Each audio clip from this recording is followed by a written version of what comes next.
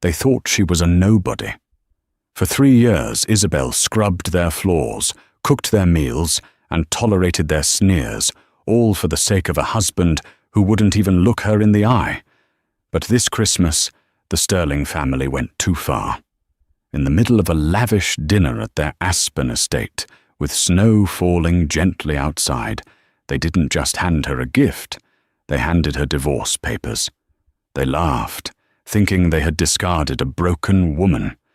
They didn't know that the phone in her pocket connected her to the most powerful man in New York. One call was all it took to turn their winter wonderland into a frozen hell. This is the story of how the prey became the predator. The scent of roasting goose and caramelized chestnuts filled the air, rich and heavy, masking the suffocating tension that had gripped the Sterling estate for the last 3 days. Outside, the aspen snow was falling in thick, cinematic flakes, coating the long, winding driveway of the Winter Palace, as the Sterling family pompously called their holiday home, in a pristine layer of white. Inside, however, things were far less pure. Isabel wiped a bead of sweat from her forehead with the back of her hand, careful not to smudge the flour on her cheek. She wasn't the hired help. She was the wife of the eldest son, Richard Sterling. Yet, here she was, standing in the industrial-sized kitchen, wearing an apron over her simple grey dress, while the actual catering staff looked at her with a mix of pity and confusion. "Mrs. Sterling, please," the head chef, a kind man named Gordon, whispered. "We can handle the glazing. You should be out there with the guests. It's Christmas Eve." Isabel offered a tight, fragile smile. "It's fine, Gordon. You know Victoria likes the glaze done a specific way. If it's too sweet, she'll send the whole bird back. I'd rather just do it myself than hear the shouting." Gordon nodded solemnly.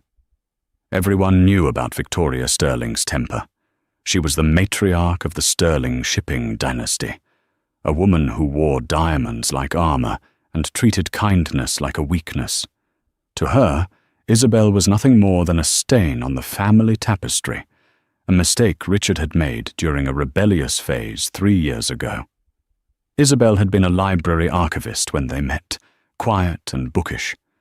Victoria had never forgiven her for being common. Isabel finished the glaze and washed her hands, the cold water biting at her red, chapped skin. She untied the apron, revealing a modest dress that she had bought at a department store outlet.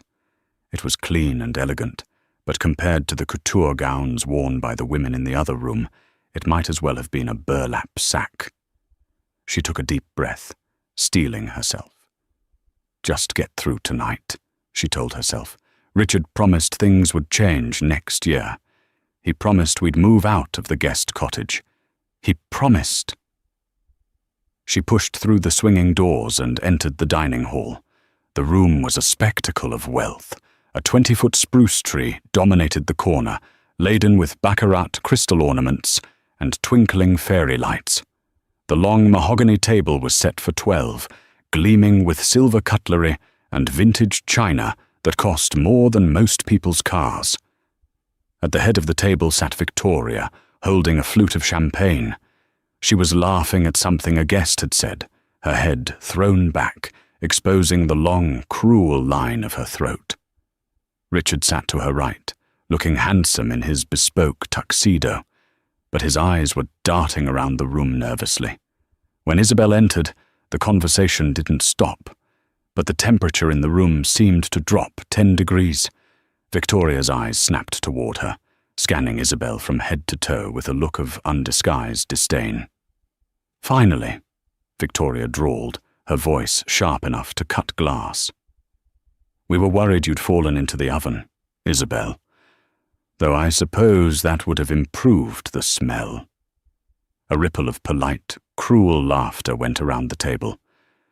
"I was just ensuring the dinner was prepared to your liking, Victoria," Isabel said, her voice steady, though her hands trembled by her sides. "Sit down," Richard mumbled, not looking at her. He gestured vaguely to the empty chair at the far end of the table, the spot usually reserved for children or unwanted relatives. It was as far away from him as possible. Isabel took her seat.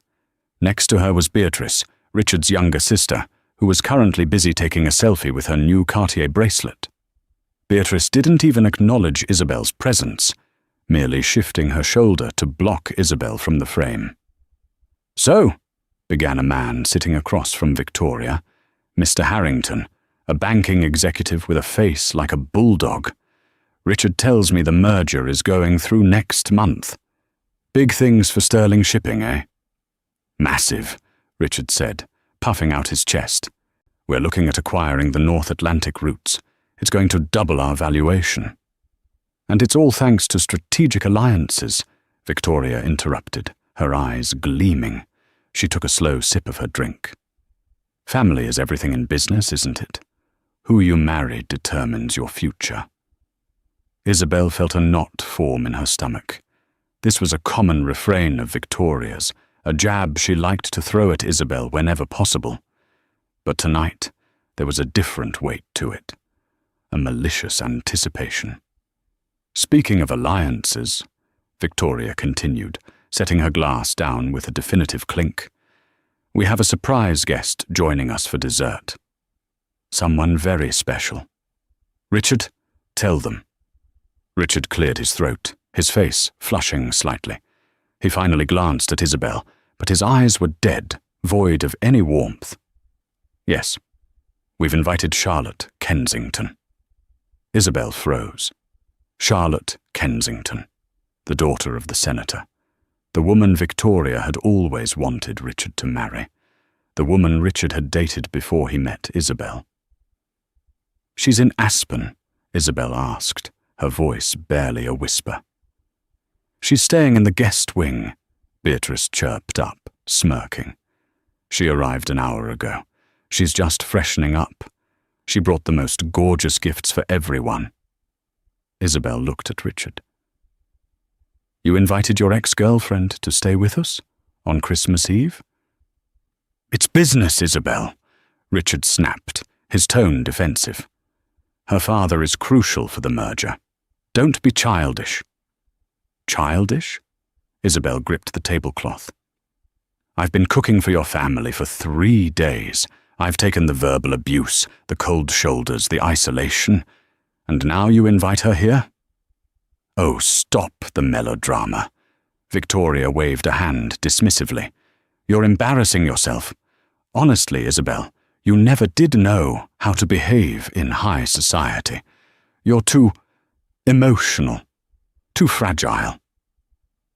The doors to the dining hall opened again, but it wasn't the servers with the food. It was a tall, blonde woman wearing a shimmering red gown that looked like it was woven from liquid rubies. Charlotte Kensington walked in like she owned the place. "Merry Christmas, everyone," she announced, her voice bubbling with confidence. Richard stood up immediately, something he hadn't done when Isabel entered. "Charlotte, you look stunning." Isabel felt the walls closing in. The humiliation was total. She was the wife, yet she was seated at the kids' spot while her husband fawned over another woman. But as she looked around the table, she realized something terrifying. None of them looked surprised. They were all smiling. This wasn't an unexpected drop-in. This was an ambush. The dinner service began, but for Isabel, the food tasted like ash. The conversation flowed around her like a river around a stone. Charlotte had taken the seat to Richard's left, a seat that had been mysteriously kept empty until now. She laughed at his jokes, touched his arm, and shared inside stories about their college days in Switzerland. Isabel sat in silence, dissecting the roasted goose she had spent hours preparing. Every bite was a reminder of her servitude. "Isabel," Charlotte said suddenly, her voice dripping with faux sweetness. "This goose is delicious. Did you make it? I heard you're quite domestic. It's so quaint." like a little 1950s housewife. I enjoy cooking, Isabel said stiffly. Of course you do, Victoria interjected. It's good to have hobbies, especially when one doesn't have a career or a lineage. Mr. Harrington chuckled. Now, Victoria, not everyone comes from old money. True, Victoria smiled, her eyes cold. Some people are just meant to be background characters, support staff. Isabel dropped her fork. It clattered loudly against the china, silencing the room. I'm not support staff, Victoria. I'm your son's wife. The silence that followed was heavy, pregnant with doom. Victoria slowly turned her head toward Isabel.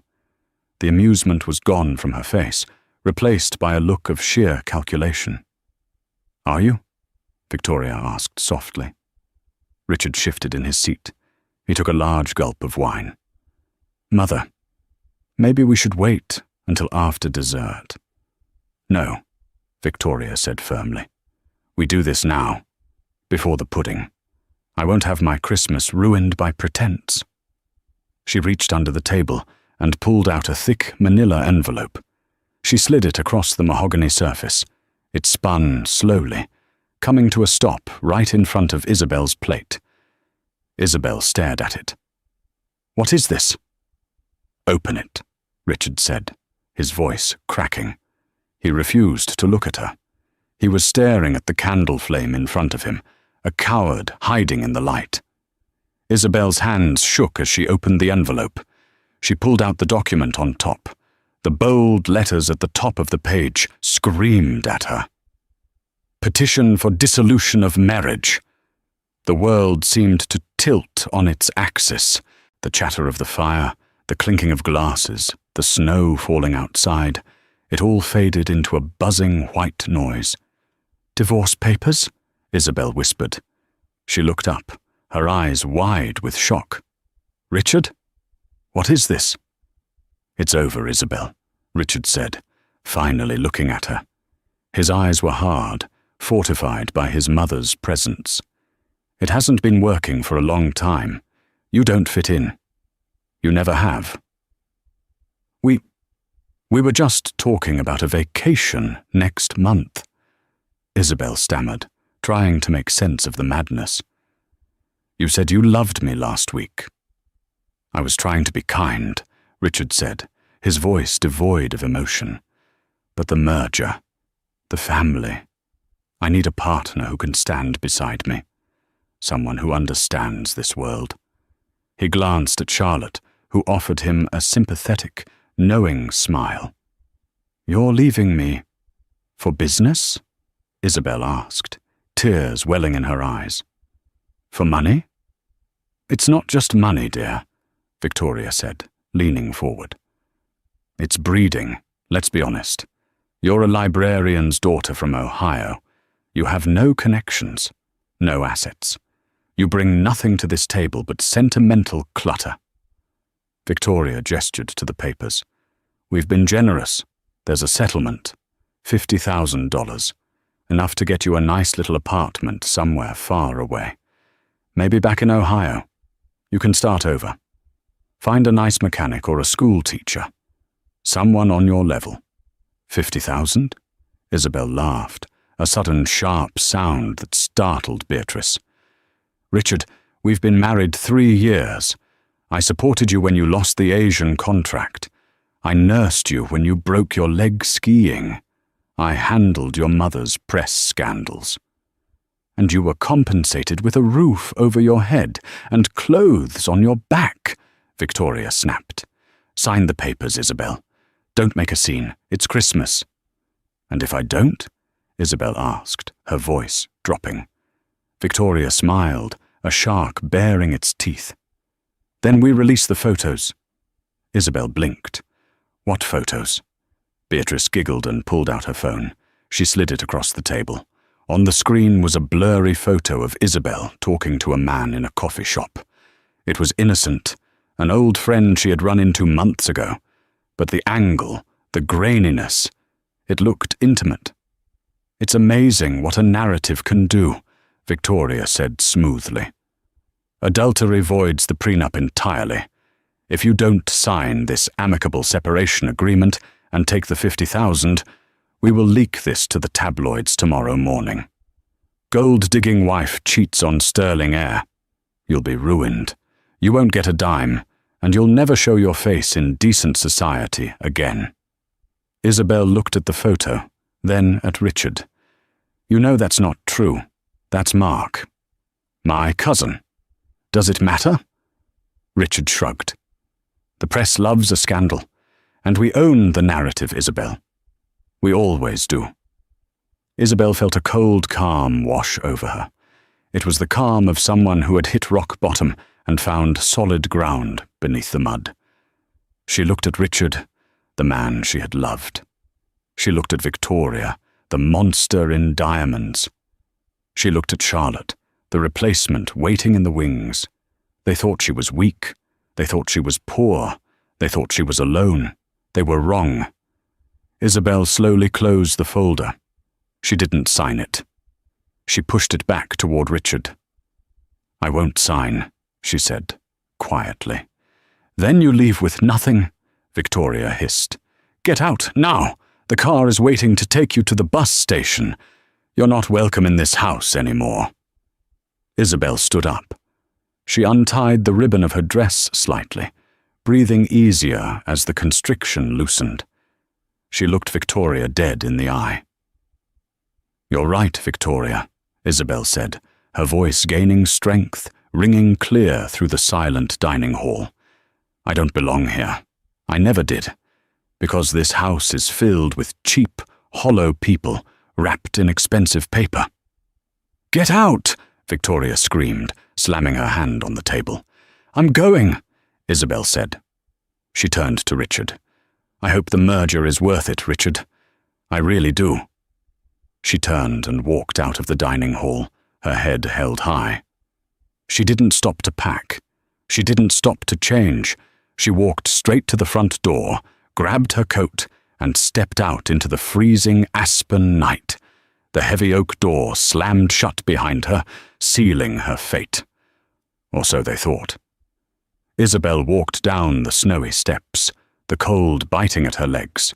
She reached into her coat pocket and pulled out a burner phone, an old, secure line she had promised never to use unless it was an emergency. She had kept her secret for 3 years. She had wanted to be loved for herself, not for her name. She had wanted a simple life. But the Sterlings didn't want simple. They wanted war. She dialed the number. It rang once, twice. "Hello?" A deep, gravelly voice answered. A voice that commanded boardrooms across the globe. A voice that hadn't spoken to her since she ran away to find true love. "Daddy?" Isabel said, her voice trembling just a little. "Isabel?" The voice softened instantly, shifting from tycoon to father. "Isabel, is that you? Where are you? It's Christmas." "I'm in Aspen," she said, looking back at the glowing mansion where her husband was likely proposing to another woman. "Daddy, you were right. You were right about everything." "What did they do?" The voice on the line turned dark, a low rumble of thunder. "They tried to destroy me," Isabel said, a tear finally freezing on her cheek. "They threw me out. They tried to buy me off with $50,000. There was a silence on the other end, a terrifying, heavy silence. "50,000, her father repeated, the insult palpable in his tone. "They insulted a Kincaid with $50,000? "I want them to pay, Daddy," Isabel whispered. "I want them to lose everything." "Done," Arthur Kincaid said. "Stay where you are. I'm sending the helicopter. And Isabel?" "Yes?" "By the time you land in New York, the Sterling family won't even be able to afford a bus ticket." Inside the Winter Palace, the atmosphere had shifted from tense to triumphant. With Isabel gone, it was as if a stain had been scrubbed from the floor. The air felt lighter to the Sterlings, purified of the commoner stench. Dessert was served, a decadent sticky toffee pudding with gold leaf shavings. Victoria raised her glass again. To new beginnings, she beamed, looking at Richard and Charlotte, and to the correct order of things. Richard, emboldened by the alcohol and the absence of his wife's judgmental gaze, turned to Charlotte. He reached into his tuxedo pocket and pulled out a velvet box. It wasn't the modest ring he had given Isabel 3 years ago. This was a rock, a 5-carat canary diamond that caught the candlelight and threw it back in dazzling shards. "Charlotte," Richard said, his voice smooth, "we wasted years apart. Let's not waste any more. Will you?" A sharp, discordant buzzing sound cut through the room. It came from Mr. Harrington's pocket. The bulldog-faced banker frowned, pulling out his BlackBerry. He was old school. He trusted encrypted devices. "Apologies," he grunted. "Market alerts. Even on Christmas Eve. Money never sleeps." He glanced at the screen. Then he froze. The color drained from his face so rapidly that he looked like he was about to vomit. "Harrington?" Victoria asked, annoyed. "We are in the middle of a moment here." I have to take this," Harrington stammered. He stood up, knocking his chair over. He didn't bother to pick it up. He rushed to the corner of the room, his voice a frantic whisper into the phone. "What do you mean, pulled?" "All of it. That's impossible. That's $1 billion credit line." Richard lowered the ring box, confused. "What's going on?" Before he could answer, Beatrice's phone lit up on the table. Then Charlotte's. Then Richard's. It was a domino effect of digital panic. "What is this?" Beatrice whined, staring at her screen. "My Amex just got declined. I was trying to buy the flights to St. Bart's for New Year's, and it says, account frozen, suspected fraud." "Mine too," Charlotte said, frowning at an email. "Daddy just texted me. He says he's leaving." "Leaving?" Richard asked. "He's in the guest house." "No," Charlotte said, her voice trembling. "He's leaving the state. He says something toxic just touched the Sterling name, and he can't be near it. Richard, what did you do?" "I didn't do anything." Richard stood up. "Mother, what is happening?" Victoria was frantically tapping on her iPad. She pulled up the Bloomberg Terminal app. Her eyes widened in horror. "The stock," she whispered. "Sterling shipping. It's crashing in the Asian markets. It's down 40% in 10 minutes. 40%? Richard screamed. "That's a hostile takeover." "It's not a takeover," Harrington said, walking back to the table. He looked different now. The friendliness was gone. He looked at the Sterlings like they were radioactive. "It's an execution. Explain yourself, Harrington," Victoria commanded, trying to maintain her authority. "I just got off the phone with the risk management team at JP Morgan," Harrington said, his voice shaking. "And the syndicate desk at Goldman. Everyone just received the same call at the exact same time." "From who?" Richard demanded. "From Kincaid Industries," Harrington said. The room went silent. Even the fire seemed to stop crackling. Kincaid Industries wasn't just a company. It was an empire. Arthur Kincaid was a myth, a man who owned half of Manhattan, vast shipping lanes in the Pacific, and enough sovereign debt to bankrupt small countries. He was the shark that other sharks swam away from. "Kincaid?" Victoria scoffed, though her hand trembled on her wine glass. "We don't do business with Kincaid. We operate in different lanes. Why would Arthur Kincaid care about us?"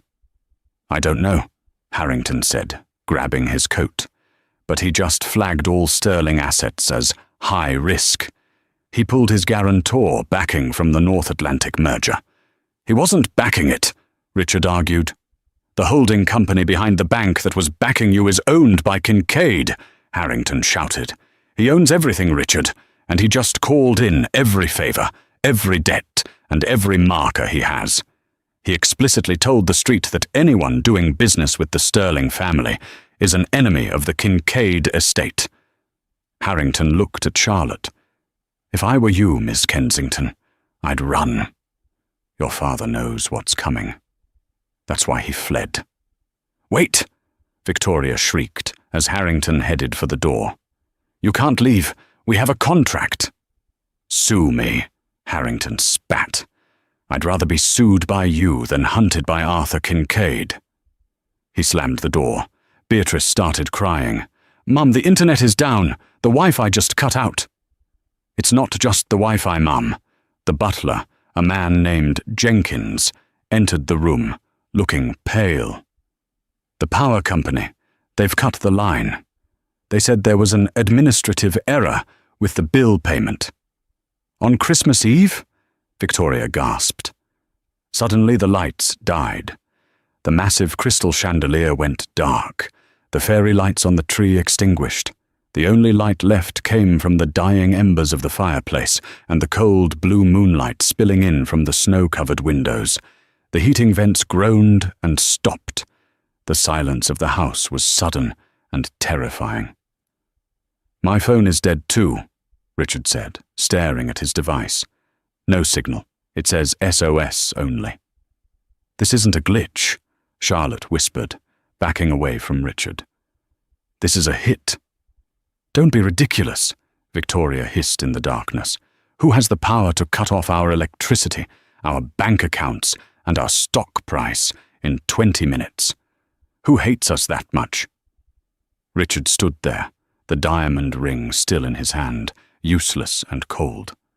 A thought sparked in the back of his mind, a memory of Isabel, standing in the doorway just minutes ago. I hope the merger is worth it, Richard. No, Richard whispered. It can't be. What? Victoria snapped. Isabel, Richard said. She made a call. Isabel? Beatrice laughed through her tears. The maid? The librarian? Please, Richard. She's probably freezing to death at the bus stop right now. But Richard wasn't so sure. He remembered the look in her eyes. It wasn't the look of a defeated woman. It was the look of someone who had been holding back an avalanche and just decided to let go. Outside, a sound began to build, a rhythmic thwop-thwop-thwop that shook the snow from the trees. It grew louder, a roaring, mechanical beast descending from the sky. Is that a helicopter? Charlotte asked. They all rushed to the window. A massive black Sikorsky S-76 helicopter was landing on the front lawn, its searchlight blindingly bright, cutting through the darkness of their powerless estate. The wind from the rotors whipped the snow into a blizzard, burying the Rolls-Royce parked in the driveway. On the side of the helicopter, emblazoned in gold letters that shimmered even in the night, was a single logo, a stylized K, Kincaid. The door of the helicopter opened. 2 men in black tactical suits jumped out. They weren't police. They were private security. They marched up the steps of the mansion and pounded on the door. Jenkins, the butler, opened it with a trembling hand. One of the men stepped into the foyer, ignoring the stunned Sterling family huddled in the dark. He held out a sleek, black envelope. "Delivery for Richard Sterling," the man said. His voice was like a machine. Richard stepped forward, his legs feeling like jelly. I am Richard Sterling." The man shoved the envelope into Richard's chest. "You have been summoned 9 a.m. tomorrow. Kincaid Tower, Manhattan. If you are not there, the liquidation of your company becomes permanent." Who sent this?" Victoria asked, her voice barely a squeak. The man looked at her, his expression unreadable behind dark glasses. "Ms. Isabel Kincaid." The man turned and walked out. The helicopter roared, lifting off into the night, leaving the Sterling family standing in the cold, dark silence of their ruined Christmas. The private jet flight from Aspen to Teterboro was smooth, quiet, and filled with the kind of luxury Isabel had deliberately avoided for years. She sat in a leather recliner, sipping a cup of hot tea that a flight attendant had brought her, without her even asking. Across from her sat Arthur Kincaid. He was 65, with silver hair and eyes that looked like chipped flint. He wore a cashmere sweater and reading glasses, looking every bit the kindly grandfather, until you remembered he had just dismantled a 100-year-old shipping dynasty in the time it took to eat a mince pie. "You look thin, Izzy," he said gently. "I've been busy," Isabel said, looking out the window at the lights of Chicago passing below. "Trying to be a good wife." Arthur snorted. "To a sterling. I told you 3 years ago. New money acts like old money, but old money acts like gangsters. The sterlings are neither. They're just climbers, and climbers step on people." "I wanted to believe he loved me for me, Dad," Isabel said softly. "I didn't want the Kincaid baggage. I didn't want men looking at me and seeing a dollar sign." "So you became Isabel the Archivist?" Arthur nodded. "A noble experiment. And what did you learn?" Isabel turned to him. Her eyes were dry now. The sadness had hardened into something brittle and sharp. "I learned that without power, kindness is just begging." Arthur smiled. It was a terrifying smile. "That's my girl. Now about tomorrow. I've arranged a meeting. The lawyers have already drafted the acquisition papers. We're buying sterling shipping for pennies on the dollar." "No," Isabel said. Arthur paused. "No.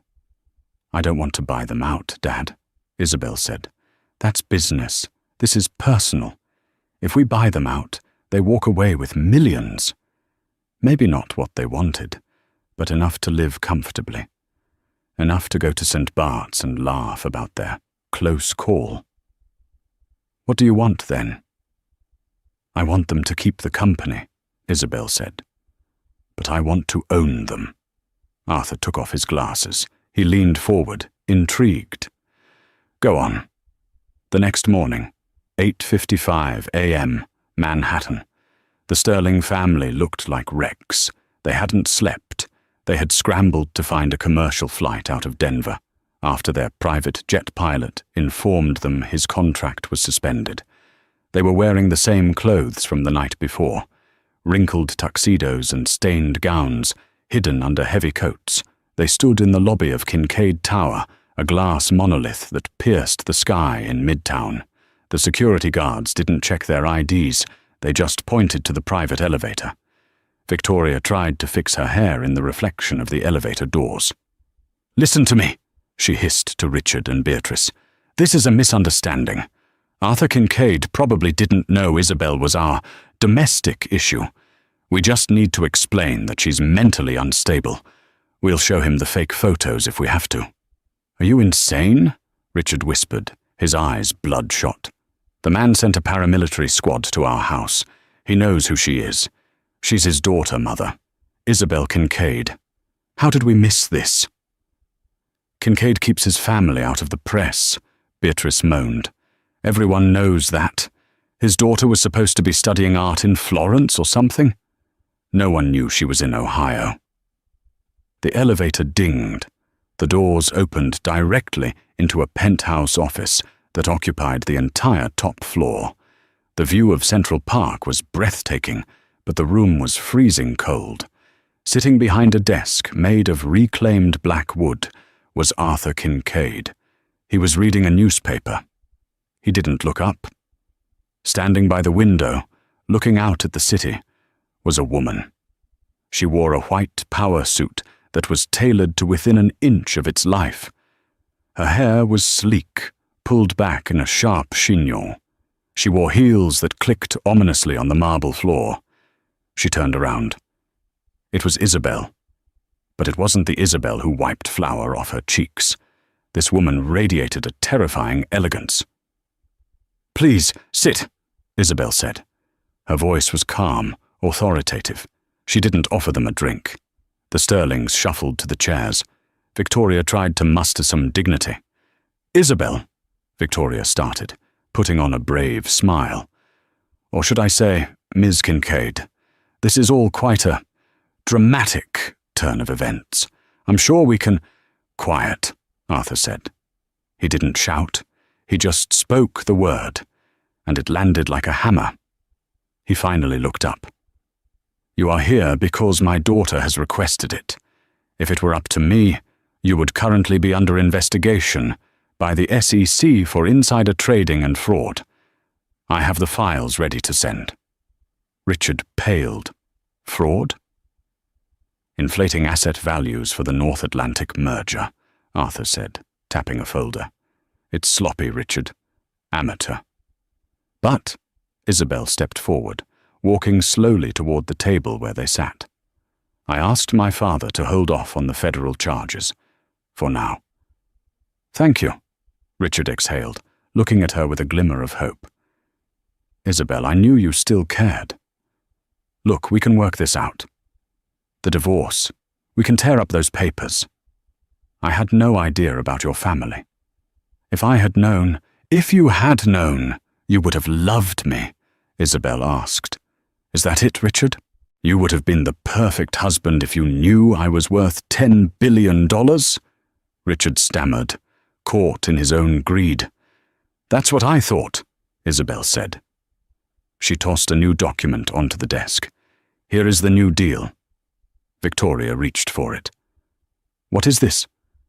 It's not a divorce settlement, Isabel said. It's an employment contract. Employment? Beatrice asked. Kincaid Industries is acquiring a controlling stake in Sterling Shipping, effective immediately, Isabel explained. We are absorbing your debt. Your company survives. The Sterling name survives. Oh, thank God, Victoria slumped back. I knew reasonable minds would prevail. However, Isabel continued, her eyes hardening, the board of directors is being dissolved. There will be a new CEO appointed to oversee the restructuring. Who? Richard asked. Me, Isabel said. Richard blinked. You? But you're my wife. Not for long. The divorce will proceed, Isabel said. But as part of the restructuring deal to save your family from prison and bankruptcy, you three are going to work for me. Work? For you? Victoria looked like she had swallowed a lemon. Doing what? Consulting. Isabel smiled. It was the smile the wolf gives the sheep. No, Victoria. Not consulting. Isabel pointed to the corner of the office, where a small kitchenette was set up. My coffee is cold, Isabel said. And Richard? The floors in the lobby were looking a little scuffed when I walked in. I think there's a mop in the janitor's closet. You can't be serious. Richard stood up, his face red. You want us to be servants? I want you to understand, Isabel said, her voice dropping to a whisper that carried across the room. I want you to understand exactly how it feels to be small, to be overlooked, to be support staff. She checked her diamond-encrusted watch. You have 5 minutes to decide. Sign the contract and put on the uniforms, or my father calls the SEC and you all go to federal prison for 20 years. She looked at Victoria. Make me a coffee, Victoria. 2 sugars. And don't stir it too much. I hate the noise. It had been 3 weeks since the Christmas massacre, as the Wall Street Journal had quietly dubbed the acquisition of Sterling Shipping. The world moved on, but for the Sterling family, time had frozen into a repetitive loop of indignity. Richard Sterling, once the heir apparent to a billion-dollar fortune, was currently on his knees in the executive copy room on the 40th floor. The toner cartridge in the industrial printer had exploded. Blue dust coated his hands, his face, and the cheap polyester shirt he was now required to wear. Sterling, a voice barked from the hallway. It was Greg, the new operations manager. Greg used to work in the mailroom before Isabel promoted him. He enjoyed his new authority immensely. The Q4 reports for the Tokyo meeting are due in 10 minutes. Why is the printer jammed? It's the fuser, Richard stammered, wiping sweat from his forehead, leaving a blue smear across his brow. I'm trying to fix it. Try harder, Greg sneered, or I'm docking your pay. Again, you're already close to minimum wage, Richard. Do you want to be eating ramen for the rest of the month? Richard gritted his teeth. He wanted to scream.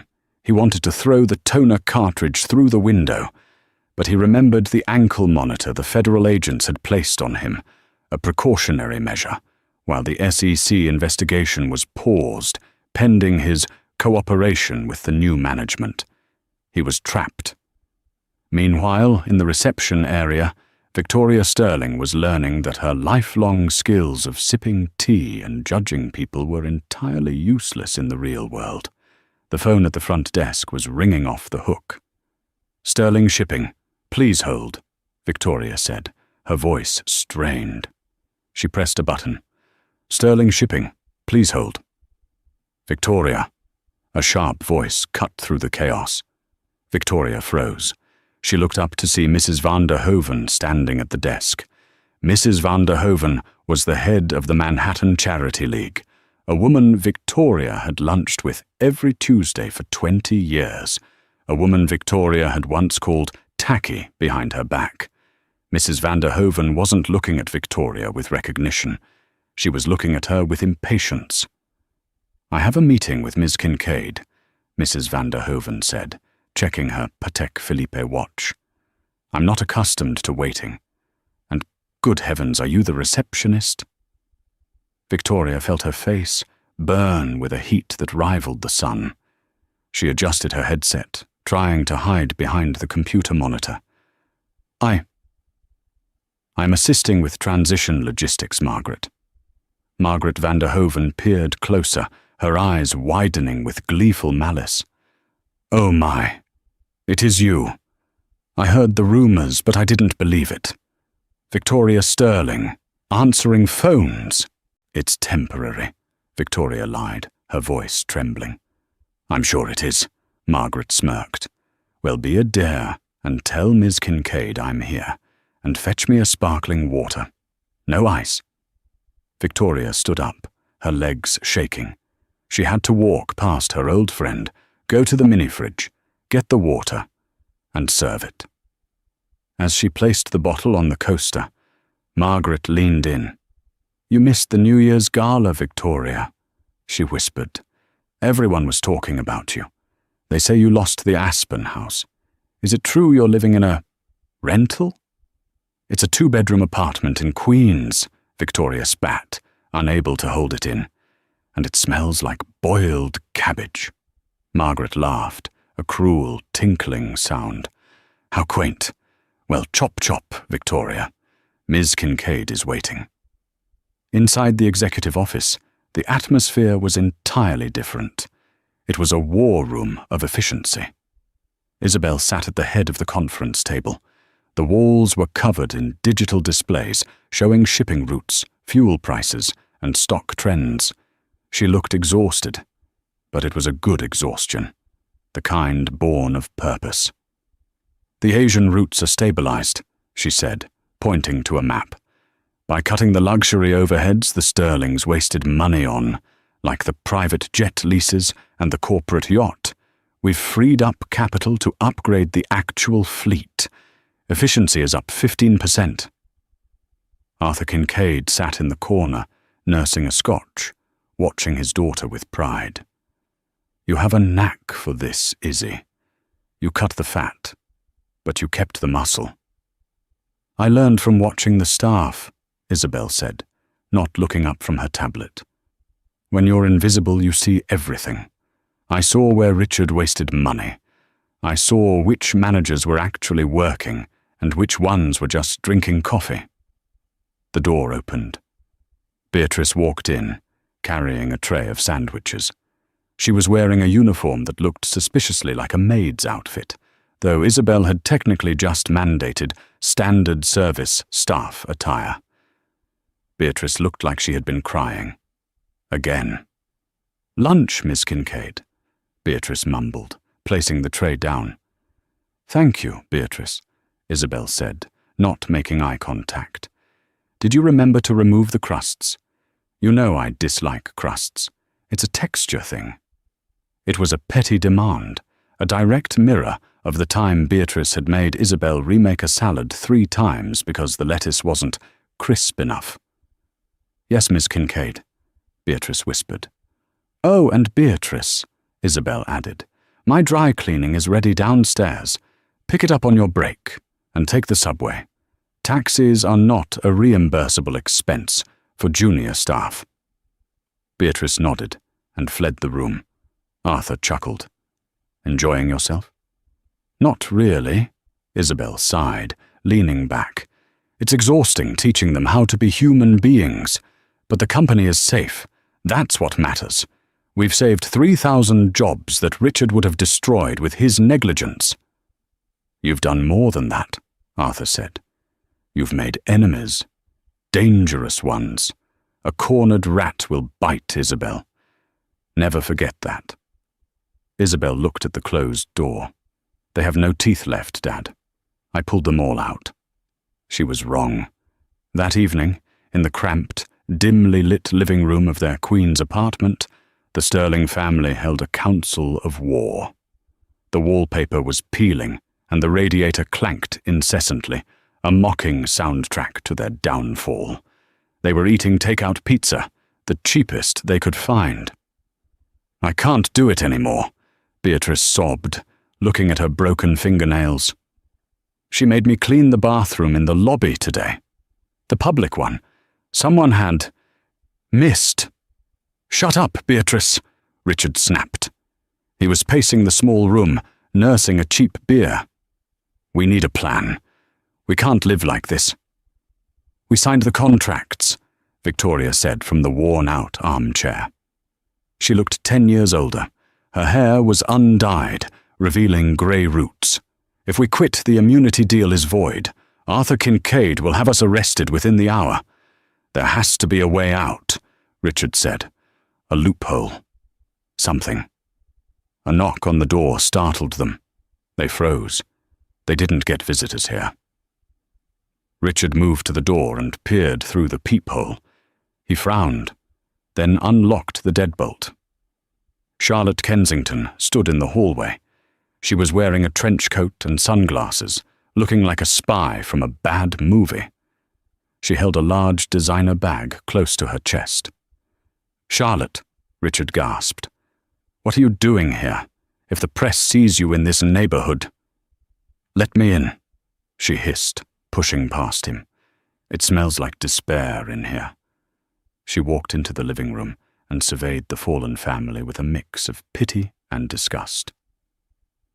I thought you fled to Europe, Victoria said, straightening her posture instinctively. I did, Charlotte said, placing her bag on the stained coffee table. Paris. But I got bored. And frankly, I'm angry.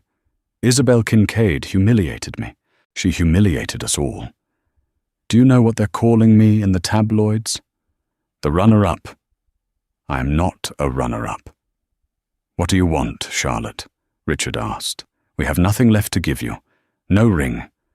No merger. I don't want your money, Richard. I have plenty of my own, Charlotte said. She unzipped her bag and pulled out a thick stack of documents. I want revenge, and I brought ammunition. What is that?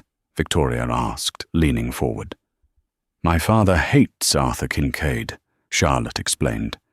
They've been rivals since the 80s. When I told Daddy what happened, he dug into his private archives. Deep storage, stuff that isn't digital. She slapped the folder onto the pizza box. Kincaid Industries isn't as clean as they pretend. 20 years ago, Arthur Kincaid acquired a mining company in Peru. There were environmental issues. A village got sick. Kincaid buried the reports, paid off the local government. It's massive. If this gets out, Kincaid stock tanks. The SEC will be so busy tearing Arthur apart, they'll forget all about your little accounting errors. Richard picked up the papers. His eyes scanned the pages. This This is authentic? Signed affidavits? Originals. Charlotte smiled dangerously. But there's a catch. We can't just leak it to the press. Kincaid owns the press. He'll kill the story before it prints. So what do we do? Beatrice asked. We need to present it somewhere he can't silence us, Charlotte said. Somewhere public. Somewhere live. The Maritime Global Summit, Victoria whispered, her eyes lighting up with the old spark of scheming. Exactly, Charlotte nodded. It's in 3 days, at the Javits Center.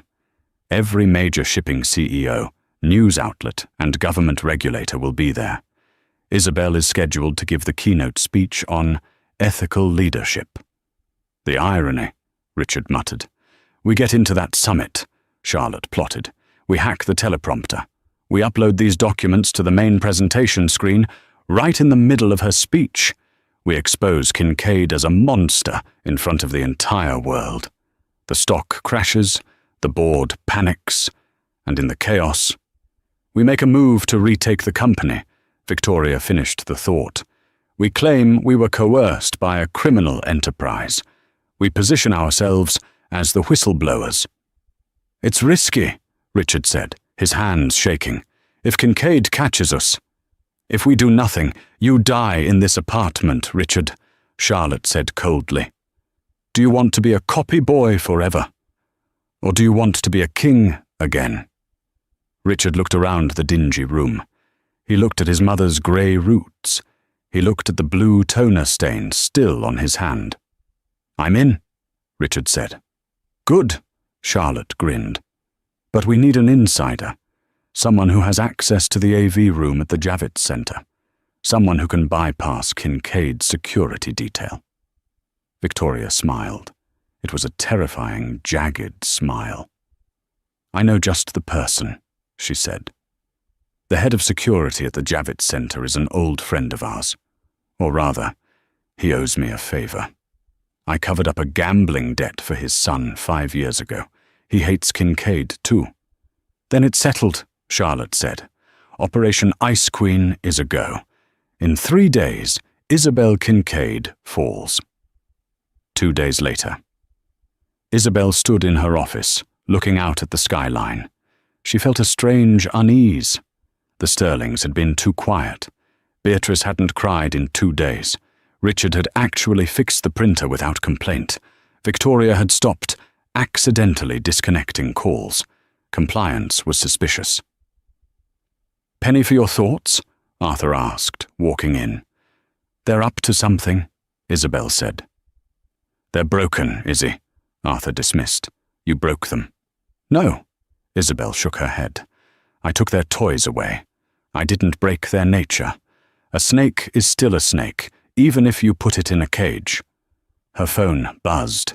It was an unknown number. Hello? Mrs. Sterling. Ms. Kincaid. A hushed voice on the other end. Who is this? It's Jenkins, the butler, from the Aspen house. Isabel paused. Jenkins had been kind to her. He used to sneak her chocolate when Victoria was on a rampage. Jenkins, are you okay? I'm fine, Mom. I found a new position in Connecticut. But I heard something. I still have friends in the Sterling circle. Drivers, maids. What did you hear, Jenkins? Miss Kensington is back in town, Jenkins whispered, and she was seen entering the Queen's apartment, late at night. And today Richard Sterling was seen meeting with a man named O'Malley at a diner in Hell's Kitchen. O'Malley is the security chief for the Maritime Summit. Isabel's grip tightened on the phone. The summit. They're going to hit the keynote. I don't know the details, Mom, but please, be careful. They are desperate people. Thank you, Jenkins. I won't forget this. Isabel hung up. She turned to Arthur. Her face was stone cold. They're going to try to sabotage the summit, she said. Arthur's face darkened. I'll have security pick them up now. No, Isabel said, raising a hand. If we stop them now, They'll just try again later. They'll play the victim. They'll say we silenced them. So what do? We let them try, Isabel said. We let them walk right into the trap. They want to make a scene in front of the whole world. Fine. I'll give them a show they'll never forget. She walked to her desk and opened her laptop. Dad, get me the file on Charlotte Kensington's father, the real file, the one about the offshore accounts in the Cayman Islands. Arthur smiled. And the Sterlings? I have something special for them, Isabel said. They think they have dirt on us? They have no idea what dirty laundry really looks like. The stage was set. The Maritime Global Summit would not just be a speech. It would be an execution. The Javits Center hummed with the energy of 3,000 delegates. The Maritime Global Summit was the biggest event of the year, and Isabel Kincaid stood at the podium, a vision in emerald green. High above in the darkened AV booth, Richard Sterling wiped sweat from his palms. Now, Richard hissed into his headset. Beside him, O'Malley, the bribed technician, hit enter. In the front row, Victoria and Charlotte smirked, waiting for the forged Peru report to blast onto the massive IMAX screens behind Isabel and destroy her career. The screens flickered, but the report didn't appear. Instead, a bank statement materialized, magnified 40 feet high. It was highlighted in red. Wire transfer. Senator Kensington to Sterling Offshore Holdings. Charlotte gasped, clutching her chest. That's my father's private account. Before the shock could settle, the image shifted to a high-definition video. It was unmistakably Richard, filmed 2 days prior in a diner, handing a thick envelope of cash to O'Malley. The audio boomed through the hall. Upload the fakes. If Kincaid goes down, we get the company back. The crowd gasped in unison. On stage, Isabel didn't flinch. She looked up at the booth, her gaze piercing the darkness. I told you, Richard, she said, her voice amplified and icy. Transparency is everything. She clicked a remote. The Peru documents were forged, but this footage, this is real. Cut the feed, Richard screamed, slamming his fists on the console, but the system was locked. Suddenly, the auditorium doors burst open. Federal agents, nobody move. Victoria tried to scramble over the VIP seats, screaming about her rights, but was handcuffed instantly. Charlotte sat frozen as agents surrounded her. High above, the Jumbotron showed Richard being tackled to the floor of the booth, his face pressed against the carpet. As the sobbing Sterlings were dragged out in disgraced silence, Isabel smoothed her lapel and turned back to the stunned audience. Now, she said calmly, shall we discuss the future? The applause was deafening. Exactly 1 year later, snow fell on Aspen, coating the long driveway in pristine white. But the Winter Palace was gone. In its place stood a sign carved from warm oak, the Kincaid Foundation for Children. Isabel stood on the balcony, where she had once been forbidden to stand. Below, the sound of laughter drifted up. The ballroom, once a place of silent judgment and cold dinners, was now filled with 50 foster children opening presents. Arthur Kincaid stepped out to join her, handing her a mug of hot cocoa. The lawyers called, he said softly. The auction of the Sterling fleet is complete. We bought the remaining assets this morning. Isabel nodded, watching the snow fall. And them? Victoria is adjusting to federal prison, Arthur replied with a grim satisfaction. She's working in the laundry unit. Apparently, she has quite a few complaints about the thread count. Isabel allowed herself a small smile. And Richard? Minimum security. He spent his time writing letters, apologies, begging for a job. Arthur looked at his daughter. Do you want to read them? No, Isabel said, her voice firm. Burn them. The sound of a car engine drew their attention. A modest SUV crunched up the driveway. It wasn't a limousine. It was Lucas, a pediatrician Isabel had met 3 months ago. He didn't know about the merger or the billions. He only knew that Isabel had the kindest eyes he'd ever seen. He waved, holding up a bottle of wine, a $10 blend, not a vintage reserve. "He's late," Arthur noted, hiding a smile. "He's perfect," Isabel corrected. She turned away from the cold view of the mountains. She had walked down those steps a year ago as a discarded servant, broken and alone. Today, she stood at the top as the owner of the world. She had taken their insults, their divorce papers, and their cruelty, and she had forged them into armor. "Coming, Dad?" Isabel asked, opening the door to the warmth inside.